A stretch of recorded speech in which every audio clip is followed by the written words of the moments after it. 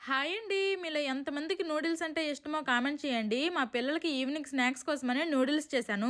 Hakka veg noodles అని ఉంటాయి. ఇవి మైదా పిండితో కాకుండా గోధుమ పిండితో చేసిన వంట. అందుకే కొంచెం హెల్తీగా ఉంటాయని ఈ మధ్యన ఇవే ఎక్కువగా తీసుకొస్తున్నాము. మా పిల్లలకి 2.5 సంవత్సరాలు 3 సంవత్సరాలు అలాగుంటాయి. అప్పుడు నేను ఫస్ట్ టైం నూడిల్స్ చేసి పెడితే అవి పాములు మామూలు అనుకొని తినలేదు. బలవంతంగా పెడితే ఏడ్చేశారు. నాకు ఎప్పటికీ గుర్తుంది. అప్పుడప్పుడు అది గుర్తొస్తే నవ్వు కూడా వస్తుంది.